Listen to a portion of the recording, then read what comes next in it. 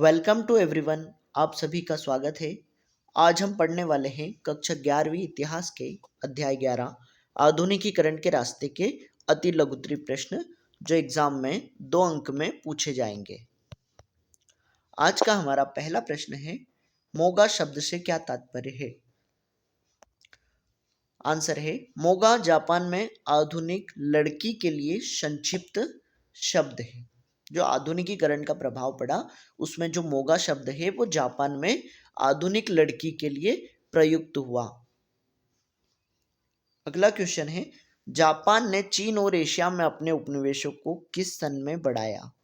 तो जापान ने चीन और एशिया में अपने उपनिवेशों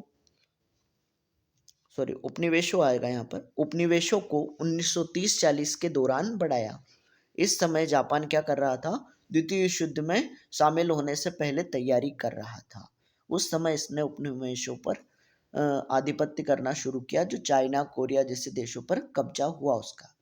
अगला है, आधुनिक चीन की शुरुआत किस सदी में हुई? तो आधुनिक चीन की शुरुआत 16वीं और 17वीं शताब्दी में पश्चिम के साथ उसका सामना होने के साथ हुई। जो 16वीं और 17वीं शताब्दी थी, इसमें यूरोपीय कंपनियां और देश व्यापार के उद्देश्य से चीन में आए और उसका सामना चीन के शासकों से हुआ, जिसके कारण वहां पर आधुनिकीकरण का प्रभाव पड़ा। अगला है, पहला अफीम युद्ध कब हुआ? संक्षेप में वर्णन कीजिए।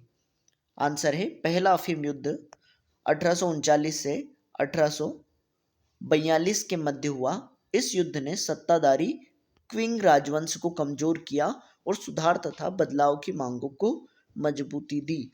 ये जो युद्ध हुआ था वो अफीम के व्यापार के मुद्दे को लेकर हुआ था, इसलिए इस युद्ध का नाम अफीम युद्ध पड़ा। ईस्ट इंडिया कंपनी क्या कर रही थी? यहाँ पर अफीम का व्यापार कर रही थी, जिसके कारण यहाँ पर लोगों को नशे की लत लग रही थी और वहाँ का व्यापार भी प्रभावित हो रहा था, जिसके कारण क्विंग राजवंश और ईस्ट इंडिया कंपनी के मध्य युद्ध हुआ, जिसमें क्विंग राजवंश हार गया और इसके बाद यहाँ पर बदलावों की मांग तीव्र होने लगी। तो इसके लिए उसने क्या किया? अनेक सुधार किए, शिक्षा में, प्रशासन में, सेना में। तो इन सुधारों को जरूरत इस समय उनको महसूस हुई हारने के बाद। अगला है, अफीम के व्यापार पर संक्षिप्त लेख लिखो। आंसर है, ईस्ट इंडिया कंपनी भारत में उगने वाली अफीम को चीन में बेचती थी, जिसके बदले मिलने वाली चांदी का उपयोग वह ब्रिटेन के लिए चाय, रेशम और चीनी मिट्टी के बर्तन खरीदने के लिए करती थी। इस प्रकार अफीम का व्यापार ईस्ट इंडिया कंपनी के लिए व्यापारिक संतुलन करता था। ठीक है, अफीम का व्यापार था तो ईस्ट इंडिया कंपनी जो थी वह चीन से क्या लेती थी? चाय, रेशम और चीनी मिट्टी। लेकिन जब अफीम का व्यापार नहीं हुआ था तो वहां पर चीन को ईस्ट इंडिया कंपनी को उसके बदले चांदी देनी पड़ती थी, जिसके कारण उसको नुकसान होता था व्यापार में, और जबकि चीन उससे अन्य कोई सामान खरीदता नहीं था। तो इसलिए ईस्ट इंडिया कंपनी ने भारत से उगने वाली जो अफीम थी उसको चीन में भेजा, तस्करी की और वहां के लोगों को इसकी आदत डाल ली, जिसके कारण वो उनसे अफीम खरीदते थे और अफीम से जो चांदी मिलती थी उनको, उस चांदी का उपयोग वो ब्रिटेन के लिए चाय, रेशम और चीनी मिट्टी के बर्तन खरीदने के लिए करते थे। इस प्रकार उनका व्यापारिक संतुलन हुआ, उनको व्यापार में नुकसान नहीं हुआ ईस्ट इंडिया कंपनी को। इस प्रकार अगला है, कन्फ्यूशियसवाद का विस्तार किस देश में हुआ? तो ये था चीन में, चीन देश में हुआ है कन्फ्यूशियसवाद का। कन्फ्यूशियस एक व्यक्ति थे जिन्होंने अपने सिद्धांत दिए राजनीति के क्षेत्र में, जिसको उनके नाम पर कहा जाता है कन्फ्यूशियसवाद, उनकी विचारधारा जो है। अगला है, मांचू साम्राज्य कब समाप्त हुआ और उसके स्थान पर किसने नेतृत्व किया? तो इसका आंसर है, मांचू साम्राज्य 1911 में समाप्त हुआ और sun यat-sen के नेतृत्व में चीन में गणतंत्र की स्थापना की गई। तो इस प्रकार मांचू साम्राज्य 11 में समाप्त हुआ और उसके स्थान पर sun यat-sen ने वहां पर गणतंत्रात्मक चीन की स्थापना की। अगला है, आधुनिक चीन का संस्थापक किसे कहा जाता है? तो ये कहा जाता है sun यat-sen को, क्योंकि इन्होंने 1911 में गणतंत्र की स्थापना की थी चीन में। इसके पहले वहां पर राजतंत्र हुआ करता था। अगला है, sun यat-sen का राजनीतिक दर्शन क्या था? आंसर है, sun यat-sen ने अपने राजनीतिक दर्शन में कपड़ा, खाना, घर और परिवहन, इन 4 बड़ी ज़रूरतों को रेखांकित किया था। यही इनका क्या था? राजनीतिक दर्शन या इनके दर्शन का आधार था, जिसके लिए इन्होंने कार्य किया। अगला है सन्यात सेन के पश्चात सत्ता किनके हाथों में हस्तांतरित हुई और कब? जब सन्यात तो आंसर है सन्यात सेन की मृत्यु के पश्चात 1925 में सत्ता चियांग काई शेक के हाथों में हस्तांतरित हुई। जब इनकी मृत्यु हुई तो उन्होंने चीन में गणतंत्र का जो था सत्ता किसने संभाली थी? चियांग काई शेक ने। ठीक है, कब संभाली थी? 1925 में। किसने संभाली थी? चियांग काई शेक ने। अगला है सन्यात सेन के 3 सिद्धांत क्या थे? तो ये सिद्धांत थे राष्ट्रवाद, गणतंत्रवाद और समाजवाद। अगला क्वेश्चन है जापान के विकास के कोई 3 कारण लिखो। तो ये थे शोगुन सत्ता की समाप्ति में मेजी पुनर्स्थापना के पश्चात शासन तंत्र में सुधार किया गया। पहला क्या? शासन तंत्र में सुधार, जिसके कारण शासन अधिक कुशल हुआ। अगला है पाश्चात्य औद्योगिक विकास की नीति का पालन। पाश्चात्य का अर्थ होता है पश्चिमी या यूरोपी। यूरोप में सबसे पहले औद्योगिकरण हुआ, जिसका अनुसरण किसने किया? जापान ने, जिसके कारण वहां पर विकास बढ़ा या औद्योगिकरण हुआ। अगर इसमें क्वेश्चन में आता है जापान के विकास के कोई 3 कारण या औद्योगिकीकरण के, तो उसमें भी आप लिख सकते हैं इस पॉइंट को।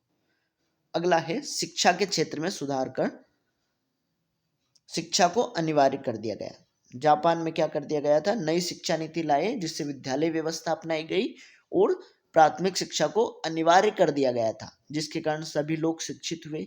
शिक्षा के कारण वहां का विकास अधिक हुआ।